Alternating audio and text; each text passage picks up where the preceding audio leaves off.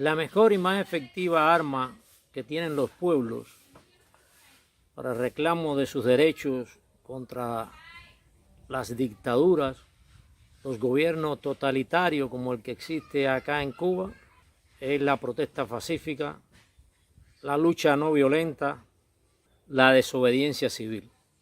La lucha no violenta tiene tres conclusiones principales. Es posible liberarse de las dictaduras. Toma una reflexión cuidadosa y una planificación estratégica. También se necesitará vigilancia, mucho trabajo arduo y una lucha disciplinada. Yo creo que las personas no deben buscar respuestas rápidas y fáciles. Usted no va a llegar muy lejos de esa manera y puede perjudicarse.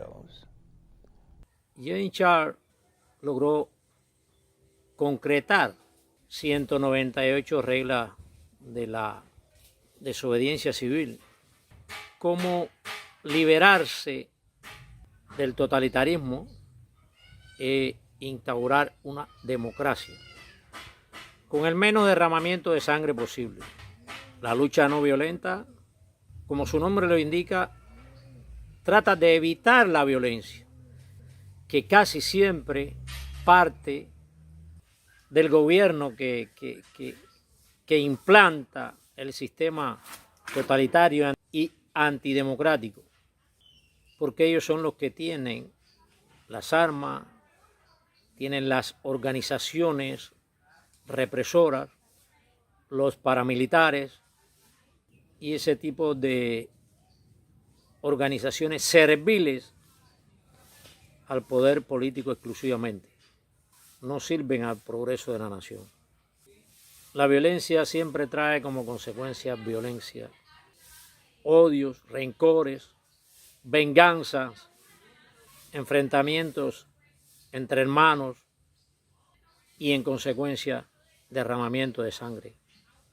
En el caso de Cuba, la sociedad civil no ha utilizado realmente, profundamente, los métodos de la lucha no violenta. Son disímiles las causas que han intervenido en todo esto. Los recursos, el control de la información, la prensa y todos los medios de difusión masiva en manos del poder y otras causas. Pero creo que lo que más ha contribuido a que no hayamos expandido dentro de la nación cubana los métodos y formas de la lucha no violenta ha sido la falta de entusiasmo por esta lucha. La mayor parte de la sociedad civil opositora se ha dedicado a formar partidos políticos, tratar de tener membresía en los partidos políticos, sin lanzar un conocimiento masivo a la sociedad en general. No busque que los extranjeros vengan y lo salven, sea cual sea la parte del mundo. En Cuba, el 90% de los cubanos han concebido que vengan los Estados Unidos, que los Estados Unidos invadan a Cuba o otro ejército, no sé de dónde, para obtener la libertad. Eso no es beneficioso para la nación.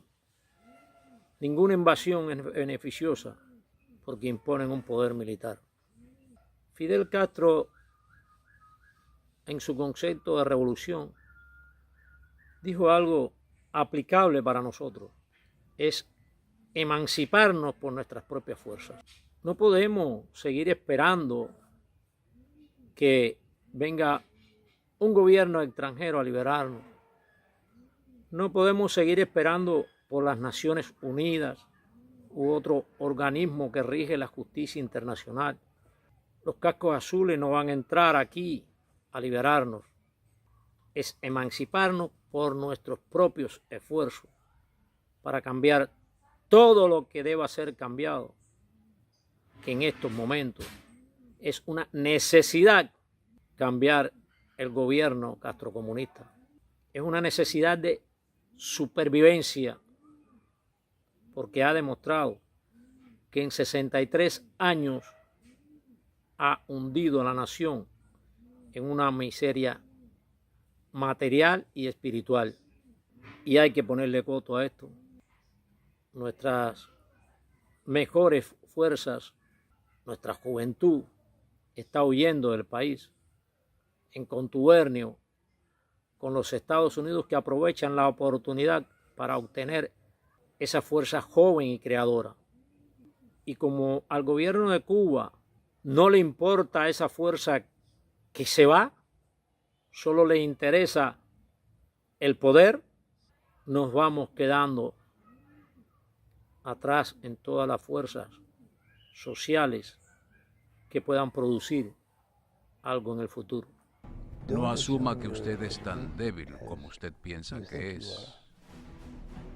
Y no asuma que el régimen es tan brutal y tan horrible y tan poderoso como ellos dicen ser. Si el régimen está preocupado por el poder de la población que les ofrece resistencia, ponga atención, porque quizá el régimen está en lo cierto. En ese caso, eso le indica algo que usted tiene que hacer. Y hágalo, porque el conocimiento de la lucha no violenta es ahora inmensamente mayor de lo que era hace 40 años. No debemos aprender solo de nuestras propias experiencias, sino también de la historia de otros. Eso quiere decir que hay que mirar a la historia de lo que varios grupos de resistencia y grupos revolucionarios han hecho, y si han triunfado o fracasado. ¿Y por qué? En realidad, todo es un proceso, y en la lucha no violenta hemos comenzado el proceso el 11 de julio. Claro, estaban sentadas algunas bases de la sociedad civil, pero la acción se comenzó el día 11 de julio del 2021. Ahora tenemos que nutrir esas fuerzas sociales que salieron a la calle el 11 de julio, desorganizadas, sin estrategias, sin conocimiento profundo de las protestas pacíficas, porque el gobierno nunca las había permitido, y en este caso no las permitió. Brotaron solamente y no pudo contenerlas, y no puede contener las próximas que se van a ir sucediendo. El pueblo toma conciencia de que está esclavizado, de que está sometido incondicionalmente al deseo político del poder. Un gobierno que nunca ha buscado el progreso de la nación, sino disfrutar de las mieles del poder. El control nunca es tan total como ellos creen. Aún bajo el sistema nazi, las personas encontraron maneras de comunicarse. En Noruega, donde yo viví, con la ocupación del ejército alemán, con la inteligencia alemana, la Gestapo, con el gobierno fascista local, ellos no controlaban a la población y la resistencia era realmente fuerte. Ese es solo un ejemplo. Mire a Polonia. No habían tenido un gobierno democrático en muchas décadas. Entonces son ocupados por la Alemania nazi. Grandes sectores de la población fueron asesinados. La Gestapo estaba allí. El ejército alemán nazi estaba ahí. Luego la Unión Soviética los invadió. Y más personas sufrieron. Fueron enviadas a campos de concentración. Pero a pesar de su historia, algunos polacos decidieron que lo que habían hecho antes no era suficientemente bueno. Ahora tenían que escoger otra manera de luchar. Tomó 10 años, pero se liberaron del gobierno comunista. En la protesta pacífica debemos de tener el conocimiento y el convencimiento de que es pacífico, ni aunque el gobierno utilice violencia sobre nosotros. Resistir, pasar por alto las ofensas, las supuestas humillaciones y todo tipo de provocación. No incurrir en las ofensas personales naturaleza y el potencial de las formas de lucha no violentas para socavar dictaduras.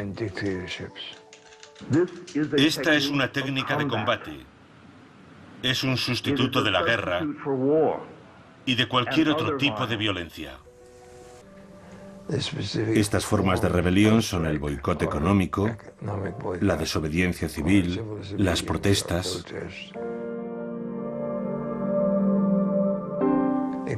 Son la contrapartida a los diferentes tipos de armas y bombas militares, a la lucha militar.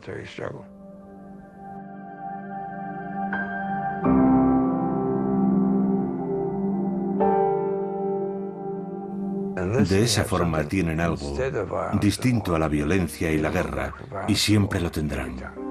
No responder al golpe con el golpe, resistir. Y Ain Shar aclara muchas cosas sobre todo este proceso. Si puedes identificar las fuentes del poder de un gobierno, como la legitimidad, el apoyo popular, el apoyo institucional, entonces sabrás de qué depende la existencia de esa dictadura. Y puesto que todas esas fuentes de poder dependen de la buena voluntad, la cooperación y la obediencia de la gente y las instituciones, tu trabajo es bastante sencillo. Solo tienes que reducir ese apoyo, esa legitimidad, esa obediencia, y el régimen quedará debilitado. Si eliminas esas fuentes de poder, el régimen caerá. El cubano es un indisciplinado, pero para ir a una protesta pacífica tiene que estar disciplinado, porque lleva una disciplina. Yo digo que la lucha no violenta es lucha armada. Y tenemos que arrebatar ese término a los defensores de la violencia, que intentan justificar con palabras bonitas ese tipo de lucha. Nosotros combatimos con armas psicológicas, armas sociales, armas económicas y armas políticas. Un tipo de lucha más poderosa contra la opresión, la injusticia y la tiranía que la violencia. Fui a Pekín cuando las protestas de la plaza de Tiananmen ya estaban en marcha. Aquel acontecimiento no tuvo lugar solo en Pekín. Protestas similares estaban teniendo lugar en otras 350 ciudades de China. Pero no se planificaron, no se tomaron decisiones estratégicas, como cuánto tiempo había que permanecer en la plaza y cuándo había que abandonarla. Los estudiantes no tenían un plan, estuvieron improvisando constantemente. Y más tarde supimos que muchos de aquellos ciudadanos chinos que estaban en la calle protestando fueron tiroteados y asesinados. La idea de que la improvisación te proporcionará un gran éxito es absurda. Es exactamente lo contrario. Si no sabes lo que estás haciendo, lo más probable es que te metas en graves problemas. Decía que en Cuba ha faltado entusiasmo por la desobediencia civil y los métodos de lucha no violenta, pero se ha practicado. ¿Qué ha sucedido? No hemos sido perseverantes, constantes en este tipo de educación cívica a la población. Hoy tenemos las redes sociales, pero además de eso, tenemos la posibilidad de tener impresoras, cámaras y una serie de posibilidades que no teníamos antes y aún la estamos mal empleando. Si observamos la historia, después del 11 de julio, las protestas pacíficas que se han hecho han obtenido excelentes resultados, a pesar de que ha habido represión y que también en muchos casos hemos dado motivo a la represión. Si para que ellos nos reprendan no hace falta motivos, imagínense dando motivos a la represión. La lucha pacífica no violenta, me gusta decirlo en los dos términos, no es un combate militar, que se establecen dos enemigos, uno de los bandos gana y ya. No, no, no. La lucha no violenta, la desobediencia civil, lleva un proceso cognoscitivo, de concientización, de preparación espiritual. A veces queremos que las cosas sean de ahora para ahorita. Muchos comentan que, bueno, que de qué han servido las protestas, porque quieren derrocar un régimen con todos los recursos y todas las armas de ahora para ahorita. No, no sucede así. Hay una protesta hoy, otra mañana, y hay que seguirla repitiendo constantemente para que llegue el resultado final, que es la victoria total, la instauración de un régimen democrático. Más cuando tenemos un pueblo enajenado durante 63 años, separado del mundo prácticamente, controlado por un poder totalitario que nos ha convertido en analfabetos políticos. ¿Cuántas veces he escuchado por ahí la frase: esto no lo arregla nadie, pero no lo tumba nadie? Ahí está el desconocimiento de la historia, la estupidez política en concebir algo terrenal, eterno, y más un régimen de gobierno totalitario, una dictadura. Eso es autocensura, que es peor que la censura. Es mutilación de los hombres antes de hacer cualquier acción.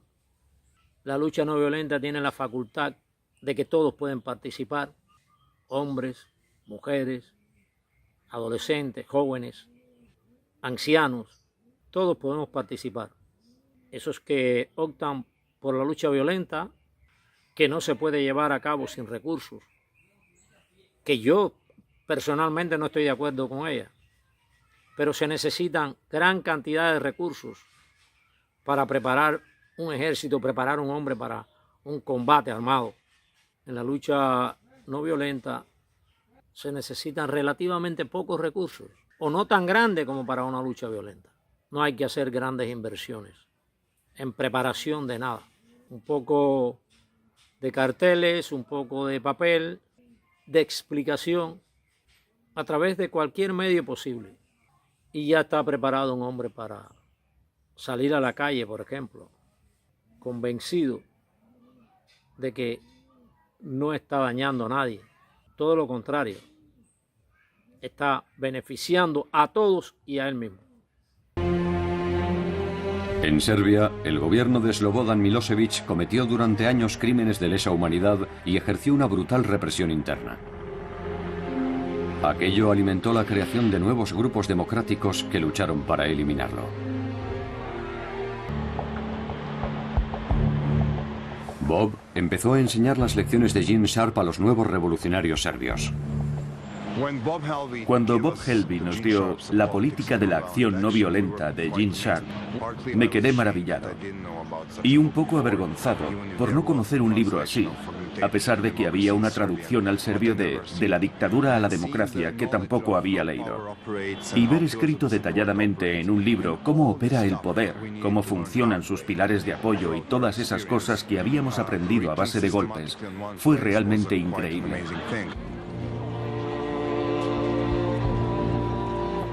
Una de las primeras tareas fue crear un símbolo de la resistencia que unificara a la gente. Es obvio que somos mayoría. Si pudiéramos reconocer a todos aquellos que están contra Milosevic, por ejemplo, saludándonos con el puño, podríamos acabar con él en unos cuantos años.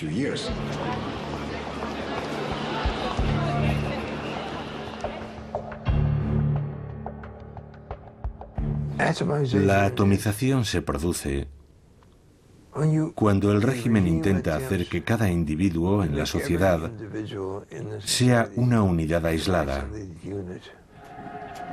Es una de las principales formas de control de estos sistemas.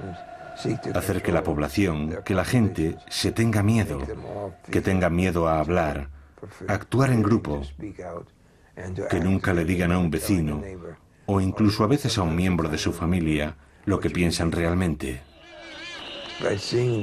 Al ver el ejemplo de demostración de valentía por parte de otras personas, pasamos a ser nosotros. Y nosotros podemos hacer cosas que yo solo no podría.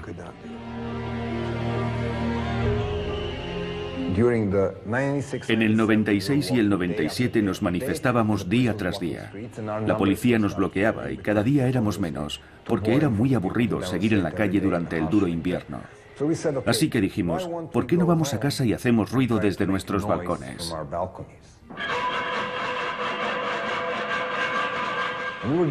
Lo hacíamos entre las 7:30 y las 8 de la tarde como respuesta al informativo de la televisión estatal. Nosotros no vemos vuestra basura, actuamos a nuestra manera. De las ollas y las sartenes pasamos a colocar carteles en todos los edificios, con cosas como ¿vais a procesar a los chavales por llevar camisetas de Otpor cuando no hay una sola ley que prohíba llevar lo que uno quiera escrito en una camiseta? El hecho de que Cuba permanezca por 63 años en esta dictadura no asegura que es por la fuerza y el poder de la dictadura, sino por la debilidad que hemos tenido nosotros, por el miedo implantado por Fidel Castro y la cobardía que hemos arraigado, junto con el imperio 90 millas que absorbe parte de la intranquilidad mediante el exilio, que se produce dentro de la nación, producto de las necesidades y de la explotación a que es sometido el pueblo. Hoy el reclamo del pueblo ya no es ni tan siquiera una situación de exigencia política, es un problema de supervivencia. O cambiamos el régimen o continuamos hundiéndonos en la miseria para terminar desintegrándonos como nación. Más de 140.000 cubanos han huido de la nación en este último año. La fuerza más creadora, la fuerza más productiva, y es una necesidad ponerle coto a esto. Y solo tenemos una alternativa, establecer una democracia en Cuba. Y solo nos han dejado un camino: la protesta pacífica masiva. ¿Por qué digo masiva? Porque sí, es cierto, han dado buenos resultados todas estas que se están haciendo en distintas localidades, pero también ha sido fácil de controlar. Una protesta general en toda la isla no es fácil de controlar. Solamente pudiera controlarla el gobierno satisfaciendo nuestras exigencias de derechos y libertades. Así que los policías que entraban en los institutos y detenían a estudiantes solamente por llevar la camiseta, luego iban a casa y hablaban con su mujer, cuya amiga se estaba quejando porque su hijo había sido detenido. O tenían que hablar con su propio hijo, que venía de su colegio, en donde nadie quería estar con él o con ella, porque su padre estaba pegando a chavales de su barrio. Y así, la opresión sistemática dejó de funcionar. Tienes que fagocitar esos pilares, y eso es lo que la resistencia serbia ha hecho. Decirle a la policía que todos somos víctimas del mismo sistema. No tiene sentido librar una guerra entre víctimas y víctimas, aunque unas lleven uniformes azules y las otras pantalones vaqueros. No debemos luchar entre nosotros. Y esa táctica funcionó en Georgia, en Ucrania y en muchos otros lugares del mundo. Eso es lo que hay que hacer, fagocitar esos pilares, no lanzar piedras a la policía.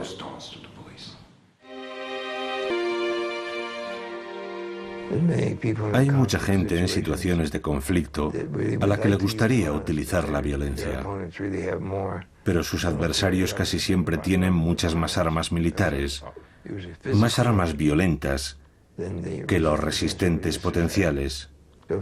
Si como resistente eliges luchar con la violencia, tu adversario tendrá todas las ventajas, porque estás eligiendo luchar con las mejores armas que él posee. Pero puedes elegir luchar con armas no violentas, que son mucho más difíciles de contrarrestar para tu adversario.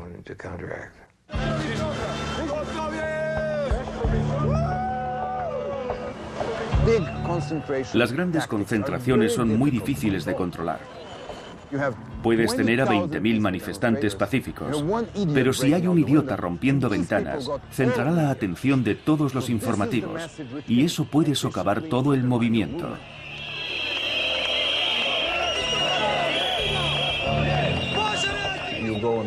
Si estás en una manifestación y existe el riesgo de que la gente sea detenida, ¿qué debes hacer? En vez de colocar a los tipos grandes delante, colocas a las chicas. Colocas a las abuelas, a los militares veteranos, de manera que la policía vea caras amistosas. Esa gente llevará flores y banderas y estará sonriente. Así haces la situación menos amenazadora y reduces enormemente las probabilidades de que se produzcan actos violentos. Las últimas transformaciones que se han hecho en estados dictatoriales, en la mayor parte de los casos han sido por métodos no violentos. Y Cuba puede deshacerse de esta dictadura por métodos no violentos.